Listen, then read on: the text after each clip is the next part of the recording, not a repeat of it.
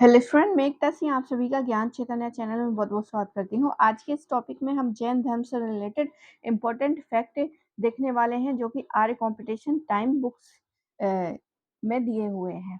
तो सबसे पहले यहाँ पर है कि जैन परंपरा के अनुसार जैन धर्म में कुल 24 तीर्थंकर हुए थे। तो टोटल जो हैं पहले नहीं है महावीर स्वामी, लेकिन ये कौन से नंबर के हैं 24 में। तो सबसे पहले कौन से ऋषभदेव। अब यहाँ पर देखते हैं जो 24 के 24 है ऋषभदेव जिसको आदिनाथ बोलते हैं। दूसरा है अजीतनाथ, तीसरा है संभव, चौथा है अभिनंदन, पांचवा है धर्म, पदम प्रभु छठवें हैं, सुपार्श्व सेवेंथ है, चंद्रप्रभ 8 नंबर में है, 9 जो है पुष्पदंत, 10 जो है शीतल है, 11वें जो है श्रेयांश है, 12वें जो है वासु पूज्य है, विमल 13वें नंबर पे है, अनंत 14 नंबर पे, फिर से धर्म आ जाते 15 नंबर पे, 16 नंबर पे शांति, कुंदुनाथ, आहार, मल्लीनाथ। इसके मल्लीनाथ के बारे में ये भी कहते हैं कि ये महिला थी, याद रखिए, कभी-कभी एग्जाम में पूछा जाता है। आगे है मुनि सुब्रत और नमीनाथ, अरिष्टनेमी नेमिनाथ जिसको बोलते हैं, पार्श्वनाथ 23वें थे और 24वें। तो यूजीसी में नेट में तो यहाँ से जो है बहुत ज़्यादा क्वेश्चन जो है नहीं आते कि कौन से हैं, पहले कौन से, दूसरे कौन से, 24 में कौन है, ऐसे तो नहीं आते। लेकिन अन्य एग्जाम में ज़रूर ये क्वेश्चन पूछा जाता है कि पहले तीर्थंकर कौन से थे, उनका नाम क्या है, और 23वें कौन से थे, 22वें कौन से है, ये भी क्वेश्चन पूछा गया, और 24वें कौन से हैं। आगे देखते हैं प्रथम जो है तीर्थंकर ऋषभदेव का जन्म कहाँ हुआ था, अयोध्या में हुआ था। ऋषभदेव जो है अयोध्या के राजा थे। ऋषभदेव को आदिनाथ और केसरिया नाथ भी कहा जाता है। तो ऋषभदेव को ही आदिनाथ और केसरिया नाथ भी कहा जाता है। उन्होंने कैलाश पर्वत पर शरीर त्यागा था। दूसरे जैन तीर्थंकर जो है अजितनाथ का उल्लेख यजुर्वेद में मिलता है। तो अगर यूजीसी नेट पूछेगा तो यहाँ से पूछेगा कि पहले जो ऋषभदेव हैं उनका जन्म कहाँ हुआ था और वो कहाँ के राजा थे। तो अयोध्या में जन्म हुआ था, अयोध्या के ही राजा थे। उसके क्या, उनको और क्या कहते हैं, तो आदिनाथ और केसरिया नाथ। आगे है इनका, इन्होंने क्या अपना शरीर कैसे त्यागा था, कैलाश पर्वत पर शरीर त्यागा था। दूसरे तीर्थंकर अजीतनाथ का उल्लेख यजुर्वेद में मिलता है, इसलिए ये इम्पोर्टेंट हो जाता है, और इनका जन्म भी अयोध्या में ही हुआ था।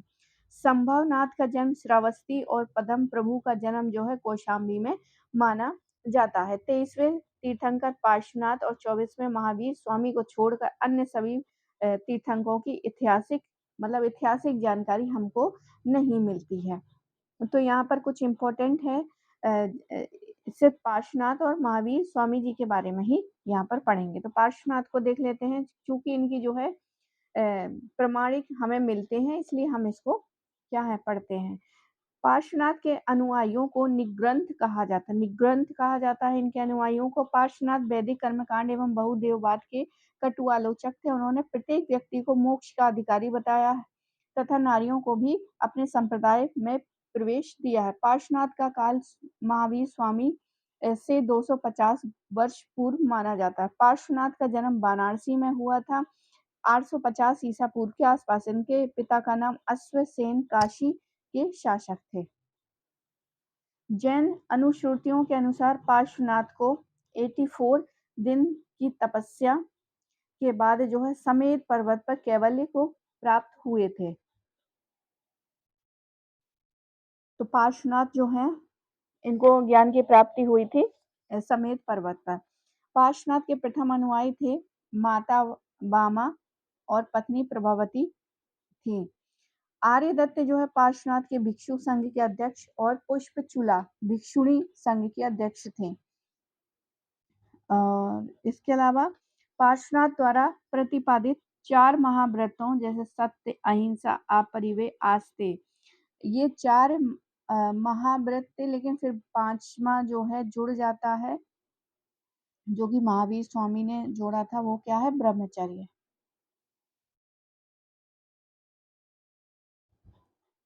आगे देखते हैं, ये 5 महाव्रत जो है पंच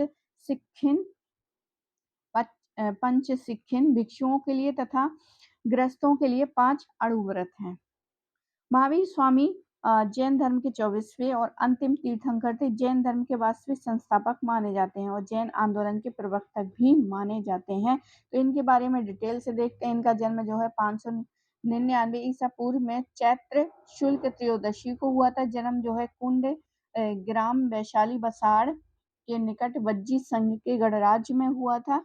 पिता का नाम सिद्धार्थ था। ज्ञातक कुल के प्रधान थे। माता त्रिशला थी।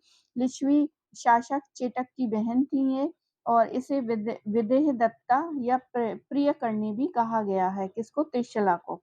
इनकी पत्नी यशोदा कौंडिय गोत्री की इनकी पुत्री जो है प्रियदर्शना अणोजा है। कुल ज्ञातक कुल कश्यप गोत्र इक्ष्वाकु वंश का है ये।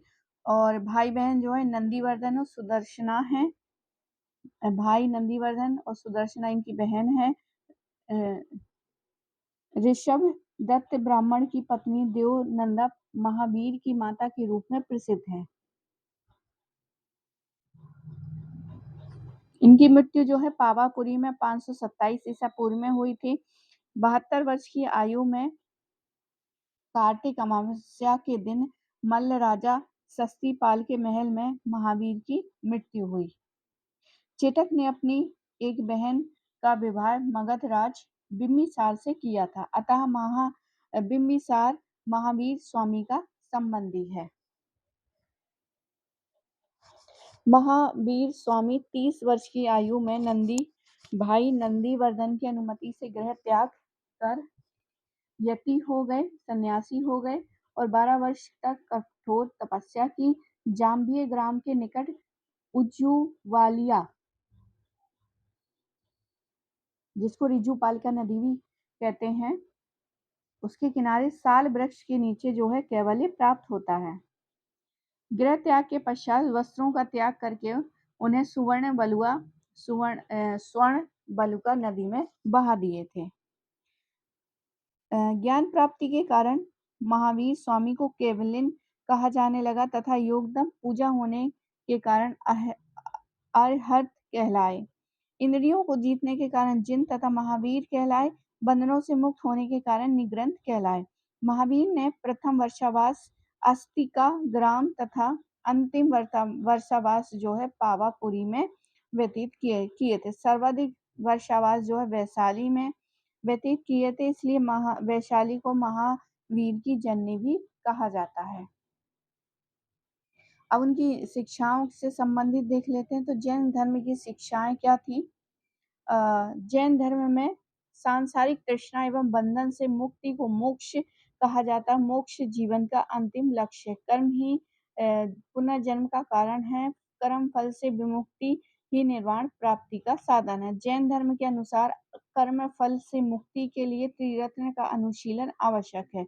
ये त्रिरत्न कौन से? सम्यक दर्शन, सम्यक ज्ञान, सम्यक आचरण। मतलब जैसा हमारा ध्यान, मनन, श्रद्धा होगी, वैसा ही हमारा ज्ञान होगा और वैसा ही हमारा आचरण होगा या कर्म होगा। आगे देखते हैं। सत्य में विश्वास सम्यक श्रद्धा है। इस ध्रुप का शंका विहीन और वास्तविक ज्ञान सम्यक ज्ञान है। जीव का समस्त इंद्रिय विषयों में अनासक्त होना, उदासीन होना, सम दुख सुख होना ही सम्यक आचरण है। त्रिरत्नों में सर्वाधिक बल जो है सम्यक आचरण पर दिया गया है। पंच महाव्रत इसी का अंग है। जैन ग्रंथ जो है आचरण सूत्र में महावीर स्वामी की तपस्या का वर्णन है। 6 धर्म जैन धर्म के 6 द्रव्य हैं। कौन कौन से? जीव है, भौतिक तत्व है, पुद्गल है, धर्म है, अधर्म है, आकाश है, काल है। काल अनस्तिकाय द्रव्य है, जबकि अन्य 5 जो है अस्तिकाय द्रव्य है। जैन धर्म में ज्ञान के 3 स्रोत हैं, प्रत्यक्ष, अनुमान और शब्द। तीर्थंकरों के वचन। ज्ञान के प्रकार देखते हैं। मति मतलब इंद्रिय जनित ज्ञान। श्रुति श्रवण ज्ञान। अविधि दिव्य ज्ञान। मनः पर्याय दूसरों के मन का ज्ञान। केवल पूर्ण ज्ञान, सर्वोच्च ज्ञान। और मोक्ष के बाद व्यक्ति को जीवन मरण के चक्र से मुक्ति मिल जाती है तथा वो है अनंत चतुष्टय को प्राप्त कर लेता है। अनंत चतुष्टय, अनंत ज्ञान, अनंत दर्शन, अनंत वीर्य और अनंत सुख है। ये है अनंत चतुष्टय। आगे देखते हैं जैन धर्म का तत्व जो है मीमांसा का सिद्धांत एक अनेकांतवाद कहलाता है तथा ज्ञान मीमांसा का सिद्धांत जो है स्यादवाद अथवा सत्यभंगिनय कहलाता है। स्यादवाद ज्ञान की सापेक्षवादिता का सिद्धांत है। अनेकांतवाद यथार्थवादी एवं सापेक्षवादी बहुल्यवाद है।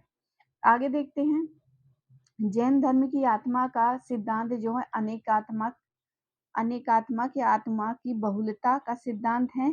जैन धर्म अनीश्वरवादी है। उसके अनुसार सृष्टि में निर्माण सार्वभौमिक विधान से हुआ है, इसलिए जैन धर्म प्रलय की अवधारणा में विश्वास नहीं करता है।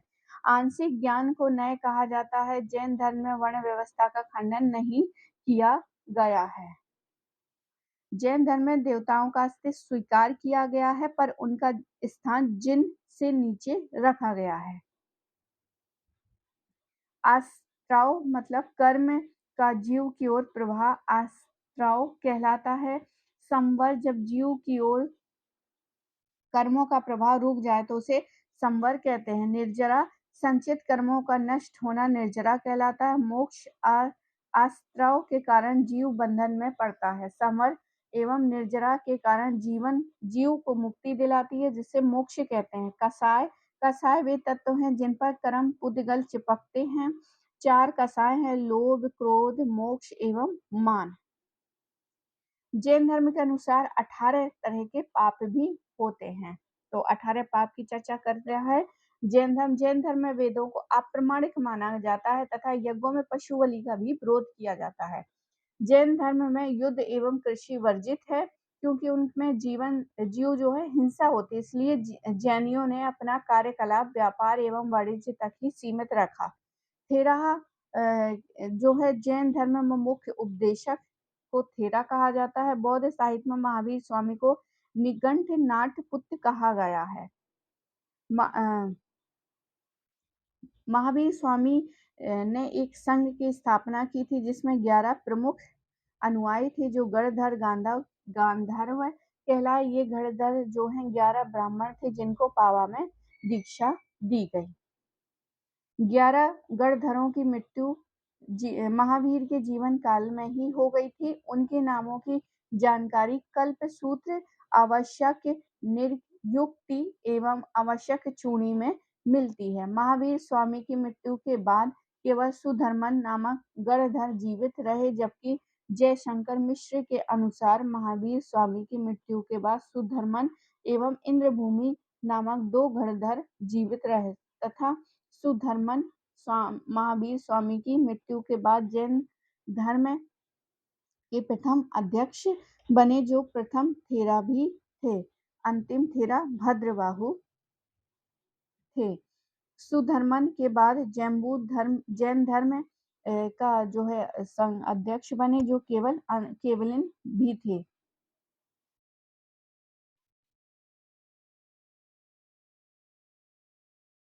आगे देखते हैं महावीर स्वामी ने अपनी पुत्री प्रियदर्शिका का विवाह जमाली नामक क्षत्रिय जो उनका भांजा था उससे किया था। जमाली महावीर का प्रथम शिष्य था। बाद में जमाली का महावीर स्वामी से क्रियमाणकृत सिद्धांत पर मतभेद हो गया। जमाली ने संघ से अलग होकर बहुरतवाद चलाया था। महावीर स्वामी की प्रथम शिक्षा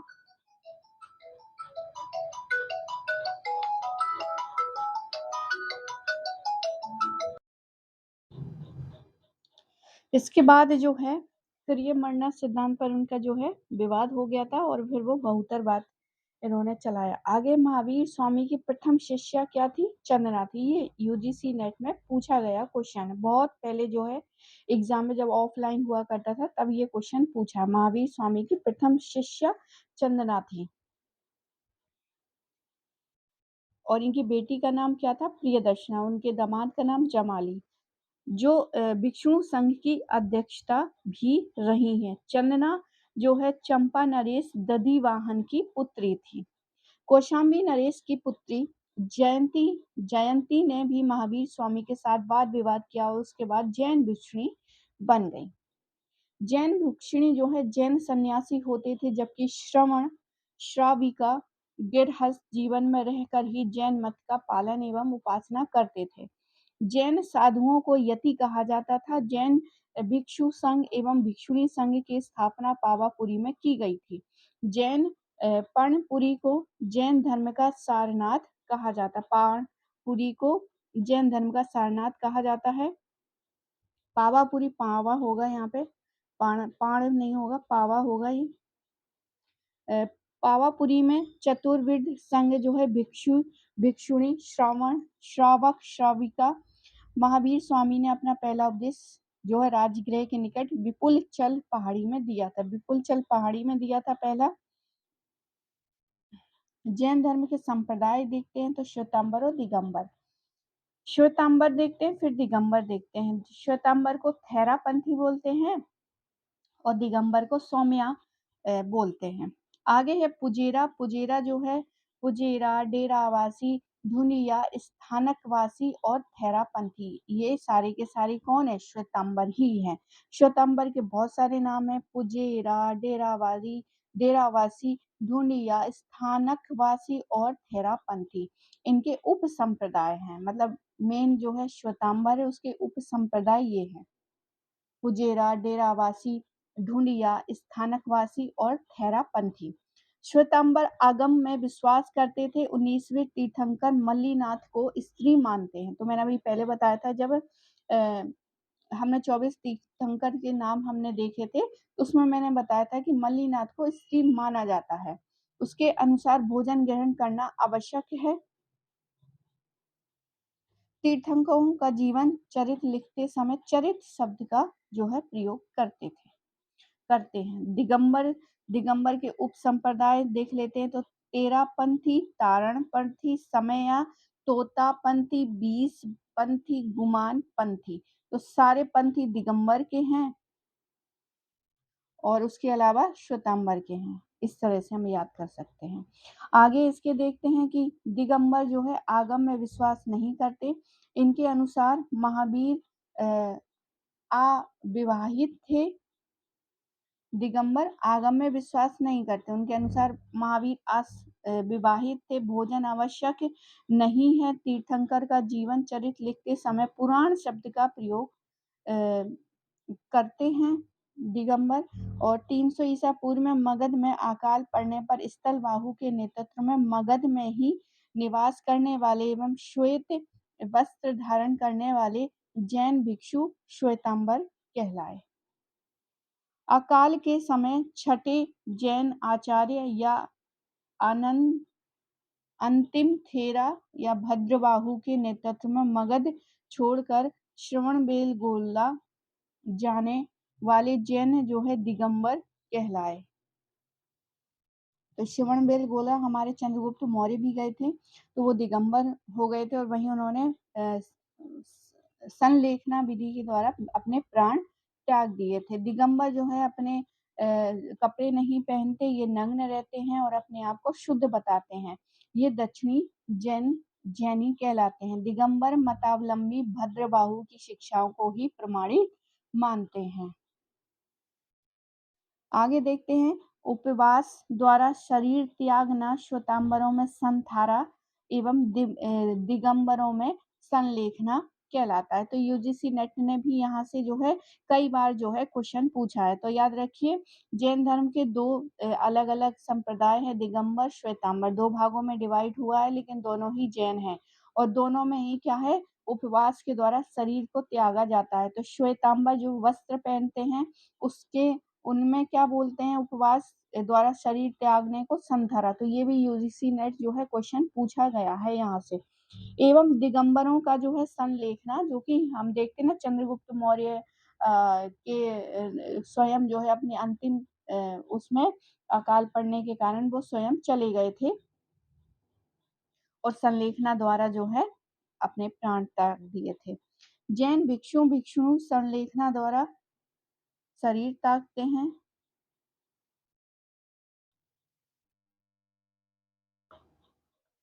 संलेखना को निष्प्रतीक प्रतिकारमरण वयकुंड भी कहा जाता है। तो संलेखना को निष्प्रतीकारमरण वयकुंड भी कहा जाता है। चंद्रगुप्त मौर्य ने श्रवणबेलगोला में चंद्र नामक पहाड़ी पर संलेखना द्वारा शरीर को त्यागा था, जैसा कि मैंने पहले बताया था। चंद्रगुप्त इसके अलावा सिर्फ चंद्रगुप्त नहीं है, चंद्रगुप्त मौर्य इसके अलावा राष्ट्रकूट शासक इंद्र चतुर्थ ने भी और जैन विद्वान हेमचंद्र ने भी इसी प्रक्रिया में मृत्यु का वरण किया था। तो याद रखिए तीनों का नाम, क्योंकि यूजीसी नेट में इसी तरह से थोड़ा सा टफ क्वेश्चन बनाते। चंद्रगुप्त मौर्य सबको पता होगा, लेकिन राष्ट्रकूट शासक इंद्र चतुर्थ, चतुर्थ बिल्कुल याद रखना है, क्योंकि कई बार द्वितीय तृतीय भी दे देते हैं और उसको मिलान करना, मिलान नहीं ढूंढना पड़ता है कौन से तीन थे और एक क्वेश्चन गलत होगा, या फिर इसमें जो है राष्ट्रकूट शासक द्वितीय भी दे सकता है। तो चतुर्थ हमें बिल्कुल याद रखना है। और जैन विद्वान हेमचंद, ये तीनों के तीनों ने संलेखना विधि अपनाई थी। श्वेतांबर संप्रदाय ने ही सर्वप्रथम महावीर स्वामी एवं अन्य जैन तीर्थंकरों की पूजा प्रथम शताब्दी ईस्वी के आसपास शुरू की। उत्तर भारत में जैन धर्म के दो प्रमुख केंद्र उज्जैन और मथुरा थे। तो उत्तर भारत में जैन धर्म के दो केंद्र होते हैं, एक तो उज्जैन जो कि मध्य प्रदेश में पड़ता है, मथुरा उज्जैन जो है मध्य प्रदेश में पड़ता है और मथुरा उत्तर प्रदेश में। पश्चिम में गिरनार, गिरनार मतलब गुजरात, पूर्वी भारत में पुण्यवर्धन एवं दक्षिण में जो है कर्नाटक दिगंबर संप्रदाय का जो है प्रमुख केंद्र था। मथुरा का कंकाली टीला, ये काफी इंपॉर्टेंट है। मथुरा का कंकाली टीला किस धर्म से संबंधित है, ये एग्जाम में क्या है क्वेश्चन पूछा गया। अभी याद नहीं है यूजीसी नेट में पूछा है किसी और में पूछा, लेकिन यहाँ से क्वेश्चन आया है कि मथुरा का कंकाली टीला। तो जैन धर्म से संबंधित मथुरा के पास स्थित कंकाली टीले के से अनेक जैन मूर्तियां और यक्षियों की प्रतिमाएं प्राप्त हुई हैं। प्रथम शताब्दी ईस्वी में यापानीय नामक जैन संप्रदाय की स्थापना कल्याणगढ़ में श्वेतांबर साधु कलश ने की थी। यापानीय संप्रदाय श्वेतांबर एवं दिगंबर का मिश्रण है। गुजरात के चालुक्य शासकों ने जैन धर्म को संरक्षण दिया, जिससे 11वीं और 12वीं शताब्दी में जैन धर्म जो है गुजरात राजस्थान में लोकप्रिय हुआ। दिलवाड़ा जो है माउंट आबू सिरोही में आदिनाथ नेमीनाथ आदि तीर्थंकरों के मंदिर हैं। तो दिलवाड़ा आपने देखा होगा, बहुत माउंट आबू बहुत फेमस है, आदिनाथ नेमीनाथ ये मंदिर है। यहाँ पर जैनियों के 4 वरों शिक्षा अन्य चिकित्सा आवास के सिद्धांत जैनियों में लोकप्रिय हैं। दक्षिण भारत में गंग कदम राष्ट्रकूट, राष्ट्रकूटों का याद होना चाहिए कि हमने यहाँ पर जो है देखा था राष्ट्रकूट शासक इंद्र चतुर्थ। तो राष्ट्रकूट हो गए, चालुक्य हो गए। गंग कदम राष्ट्रकूट चालुक्य राजाओं ने जैन धर्म को प्राश्रय दिया था, मतलब बढ़ावा दिया था, और ये दक्षिण भारत के हैं। ऋग्वेद में केवल 2 तीर्थंकरों ऋषभदेव और अरिष्टनेमि का उल्लेख है। ऋषभदेव और अरिष्टनेमि। और जैन धर्म में उत्तराध्ययन सूत्र के अनुसार 22वें तीर्थंकर अरिष्टनेमि भागवत सूत्र भागवत धर्म में वासुदेव कृष्ण के समकालीन थे। अरिष्टनेमि जो है भगवान कृष्ण के समकालीन थे। आगे देखते हैं आजीवक संप्रदाय जीवनचर्या एवं तप विधान में जैन धर्म के समान था। आजीवक संप्रदाय के संस्थापक मखली पुत्र गोशाल पहले महावीर स्वामी के साथ थे, परंतु बाद में मतभेद होने के कारण दोनों अलग हो गए। दोनों की पहली भेंट नालंदा में हुई। आगे देखते हैं विष्णु पुराण तथा भगवत पुराण में ऋषभदेव का उल्लेख नारायण के अवतार के रूप में मिलता है एवं भागवत पुराण में उन्हें विष्णु अवतार कहा जाता है। प्राचीन भारत में जैन धर्म के समर्थक राजा हुए हैं। कौन कौन से? उदयन, बिंबिसार, अजातशत्रु, चंद्रगुप्त मौर्य, बिंदुसार, खारवेल और अघोमवश। तो उदयन, बिंबिसार, अजातशत्रु ये 6ठी शताब्दी के समय के हैं। चंद्रगुप्त मौर्य मौर्य साम्राज्य के हैं। और बिंदुसार भी जो है मौर्यों का है। खारवेल अघोम वर्ष ये खारवेल जो है कलिंग के हैं और अघोम वर्ष जो है राष्ट्रकूटों के हैं। आगे देखते हैं महावीर स्वामी के अनुयायी नरेश देख लेते हैं। तो यहाँ पर हमने देखा था बिंबिसार और अजातशत्रु नरेश कहाँ के थे? मगध के थे। उदयन वत्स नरेश थे। प्रद्योत अवंती नरेश थे। उदयन जो है पाटलिपुत्र का संस्थापक मगध नरेश था। दधिवाहन जो है चंपा नरेश था। तो दधिवाहन जो है आपको याद करना पड़ेगा। बाकी बिंबिसार अजातशत्रु ये आप पहचान लेंगे। उदयन भी आप पहचान लेंगे। वत्स का है। प्रद्योत जिसको पीलिया रोग हो गया था। फिर अजातशत्रु ने बिंबिसार ने क्या भेजा था वहां पर? एक जीवक को भेजा था, उसने ठीक कर लिया था तो मित्रता हो गई थी। बाकी है उदयन भी पाटलिपुत्र का संस्थापक मगध उसका ही शासक था। दधिवाहन इसको याद रखना और चंपा नरेश है। आगे देखते हैं अधिकांश जैन धर्म जो है अर्धमागधी भाषा में लिखे गए हैं। कुछ ग्रंथ जो है अपभ्रंश में लिखे गए हैं।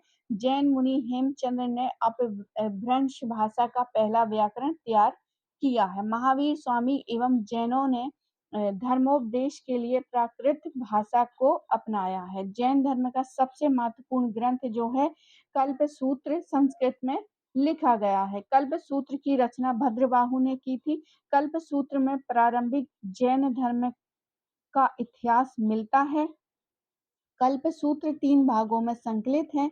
इसमें पहले भाग में महावीर स्वामी से पूर्व के 23 तीर्थंकरों के जीवन का वर्णन है। दूसरे भाग में जैन धर्म के नियम एवं सिद्धांत तथा तीसरे भाग में जैन गाथाओं का वर्णन है। जैन दर्शन एवं सांख्य दर्शन में काफी समानताएं पाई गई हैं। कलिंग का राजा खारवेल जैन अनुयायी था। हमने इससे पहले भी देखा था। जैन मूर्ति पूजा का प्राचीनतम साक्ष्य हमें हाथी गुफा अभिलेख से मिलता है। राष्ट्रकूट नरेश अघोम वर्ष कौन सा था? चतुर्थ जैन सन्यासी बन गया। उन्होंने संस्कृत भाषा में रत्न मल्लिका नामक ग्रंथ की रचना की थी। चंपा के शासक दधिवाहन की पुत्री जो है चंदना, ये जो महावीर स्वामी की शिष्या थी, फिर बाद में वो भी बन जाती हैं संघ की प्रधान अध्यक्ष भी बन जाती हैं। तो ये जैन धर्म की पहली महिला भिक्षुणी और भिक्षुणी संघ की प्रधान थी। उज्जैन के शासक गर्दभिल्ल का पुत्र जो है विक्रमादित्य जैन धर्म का प्रबल समर्थक था। उसने जैन अनुयायी बनाने का श्रेय आचार्य सिद्धसेन को जाता है। नंद शासक भी जैन थे। तो नंद जो थे वो जैन थे। आचार्य सुहस्तिन कालकाचार्य एवं कुद कुद दक्षिण भारतीय जैन आचार्य थे। जैन मठों को बसादी कहा जाता है। दिगंबर मंदिर जो है प्रबंधकों को भ्रदक कहा जाता है। आगे देखते हैं कुछ यहाँ पर जो है तीर्थंकर हैं और उनके कुछ चिन्ह हैं। तो यहाँ से भी जो है क्वेश्चन हमें देखने को मिलते हैं यूजीसी नेट में। तो इसको ध्यान पूर्वक देखते हैं। ऋषभ देव जो है ऋषभ देव जो है वो वृषभ है इसका चिन्ह। अजीत सिंह का हाथी है। संभव का घोड़ा है। शांति का हिरण है। तो शांति को ऐसे समझ सकते हैं शांतिनाथ का हिरण, क्योंकि हिरण बहुत ही शांति प्रिय, बस यहाँ वहां भटकता रहता है, हिंसा लड़ाई भड़ाई कम करता है। तो शांति है। पार्श्वनाथ सांप है। पासे और इस पासे याद रखना है और इस रात से भी याद रखना है। तो सर्फ फण हो गया। नेमिनाथ का शंख हो गया। नेमिनाथ या अरष्टी नेमी का शंख हो गया। महावीर का सिंह हो गया। नवीनाथ का हो गया नीला ना से नमीनाथ और ना से ही नीला कमल। मल्लीनाथ का जल कलश। तो महावीर स्वामी द्वारा दिए गए 14 सिद्धांत जो है 14 प्राचीन ग्रंथों में संकलित हैं। इन ग्रंथों को पूर्व कहा जाता है। जैन संगीति प्रथम जैन महासभा चंद्रगुप्त मौर्य के शासन काल में 300 ईसा पूर्व में पाटलिपुत्र में जैन धर्म उपदेशों के संकलन हेतु एक सभा का आयोजन किया गया। इसमें जैन धर्म के प्रधान भाग जो है 14 पूर्वों का स्थूलभद्र ने 12 अंगों में संपादन किया। श्वेतांबरों ने 12 अंगों को स्वीकार किया। इस महासभा का दक्षिण के दिगंबर जैनों यथा भद्रबाहु आदि ने बहिष्कार किया। यह सभा जो है स्थूलभद्र एवं संभूति विजय नामक स्त्रीवीरों के निरीक्षण में हुई थी। तो यहाँ पर जो है ये सभा महासभा होती है दक्षिण में दिगंबरों जैन भद्रबाहु ने इसका बहिष्कार किया था। ये सभा स्थूलभद्र एवं संभूति विजय नामक स्थावरों के निरीक्षण में हुई थी। इसमें जैन धर्म श्वेतांबर दिगंबर संप्रदाय में बढ़ गए थे। दिगंबर साहू को छिल्लक इल्लक और निग्रंथ कहा जाता है। दिगंबर और तथा श्वेतांबर साधु को यति साधु और आचार्य कहा जाता है। क्षुल्लक मतलब जो दिगंबर हैं, साधु की दीक्षा संस्कार की आरंभिक अवस्था जो है आरंभिक अवस्था थी। और द्वितीय जैन सभा जो है वो हुई थी देवर्धि गणी यानी क्षमा श्रवण के नेतृत्व में 512 और 513 में। इसके नेतृत्व में मैत्रक वंश के शासक, याद रखिए मैत्रक, क्योंकि इसके दो ही हुए थी। अशोक के समय तो 4 महासभा हुई थी और यहाँ पर हमें 2 मिलती हैं, तो दोनों के हमें नाम स्थान और इसके जो है जो आचार्य रहे हैं या फिर उसके अध्यक्ष रहे हैं वो याद रखना। तो पहले वाले के स्थूलभद्र एवं संभूति विजय जिसमें 2 भागों में डिवाइड हो जाता है श्वेतांबर दिगंबर। दूसरी होती है देवधिगढ़ी और मैत्र वंश के शासक श्रवण सेन प्रथम के संरक्षक में वल्लभी में हुई थी।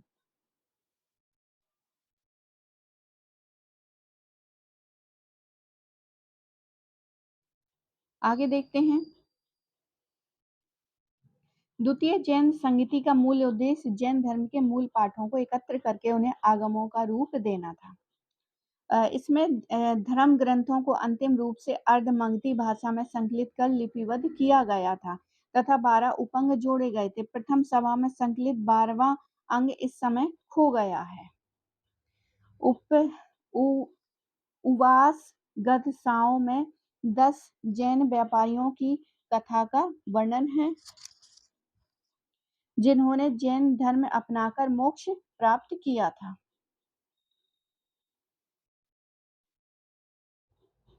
भगवती सूत्र में जैन तीर्थंकरों विशेषतया महावीर स्वामी के जीवन एवं जैन सिद्धांतों के बारे में उल्लेख मिलता है। आचरण सूत्र एवं भगवती सूत्र सबसे अधिक महत्वपूर्ण अंग है। सूत्र कृतांग में विभिन्न जैन मतों का वर्णन है। सूत्र कृतांग एवं आचरण सूत्र जो है प्राचीनतम जैन अंग है।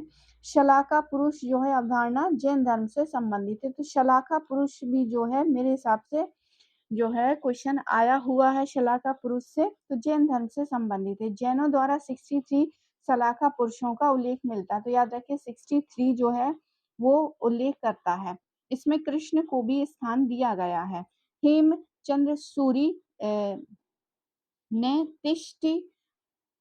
तिष्टि शलाका पुरुष चरितम की रचना की थी जिसका परिशिष्ट पर्व के नाम से जाना जाता है। प्राकृत भाषा में राम कथा के जैन रूपांतर पामचर्यम का लेखक जो है विमल सूरी, इसका समय जो है प्रथम शताब्दी का है। तो ये तो बिल्कुल यूजीसी नेट में अभी एक दो पिछले से पिछले उसमें पूछा गया है।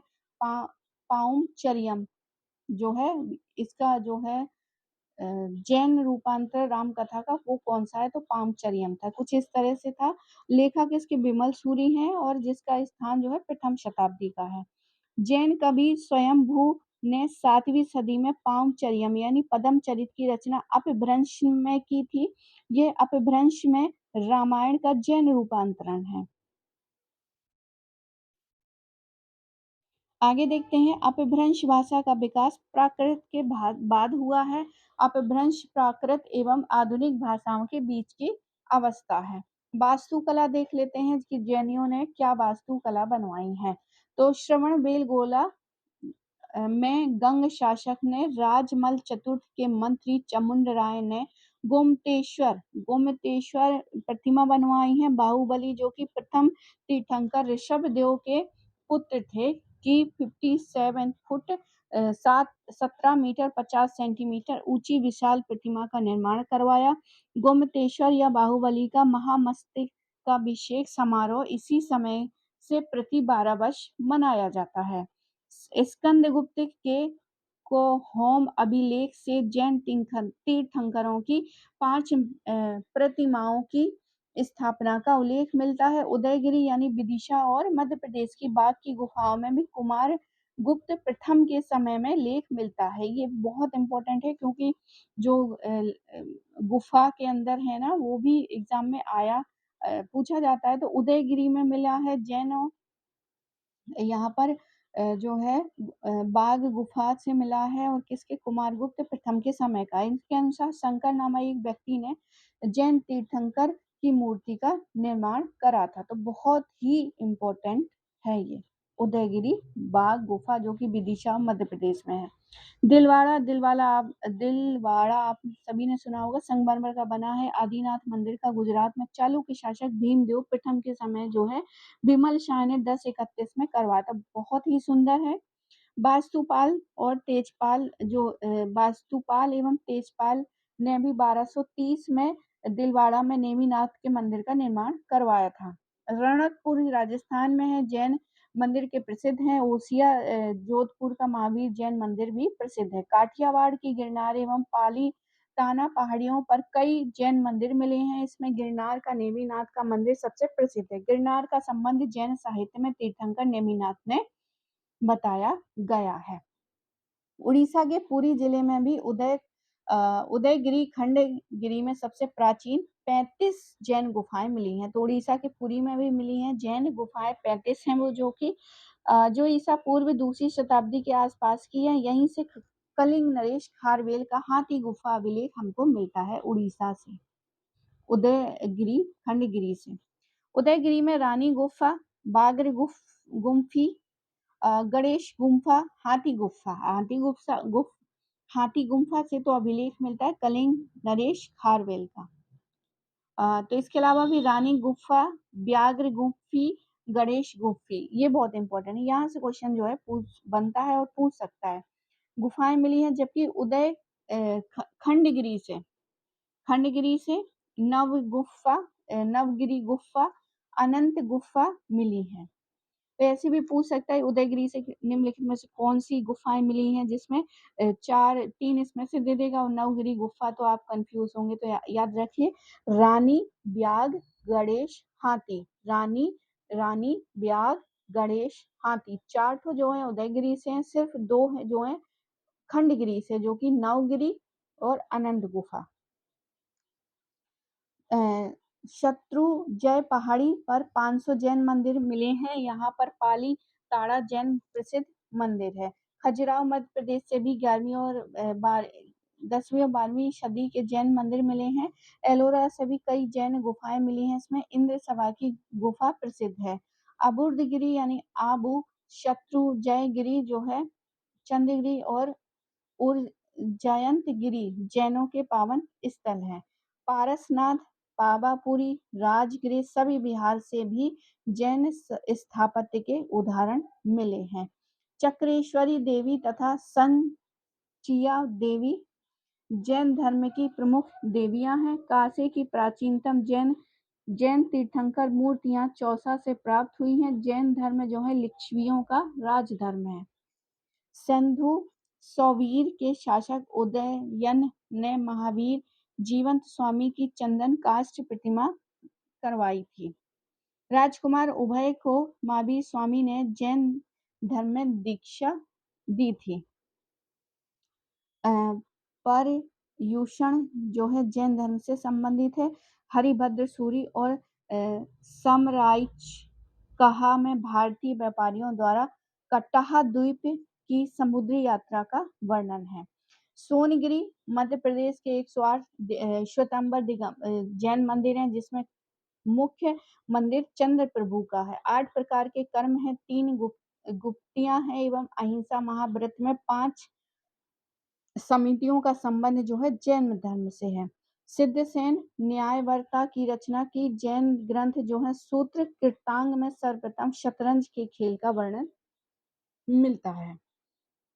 जल मंदिर पावापुरी में जैन मंदिर है और उपमहाद्वीप में प्रथम जैन मंदिर जो है हमें मिलता है लोहानीपुर पटना से मिलता है। अयोध्या में टेराकोटा निर्मित जैन प्रतिमाएं हैं। कौशाम्बी में भी हैं। जैन और बौद्धों की दोनों प्रसिद्ध तीर्थ स्थली है। जैनियों द्वारा अपनाई गई पारंपरिक मृत्यु क्रियाएं निषिद्ध कहलाती हैं। कुर्चक जैन संप्रदाय का जैन धर्म का संप्रदाय। तो कुर्चक याद रखिए, नया है ये कुर्चक। तो ये थे कुछ इम्पोर्टेंट जैन धर्म से संबंधित। तो आई होप आपको ये वीडियो पसंद आया होगा। पसंद आया हो तो प्लीज लाइक करें, शेयर करें, सब्सक्राइब करें। मिलते हैं हम अगले वीडियो में। पूरा वीडियो देखने के लिए आप सभी का बहुत बहुत धन्यवाद।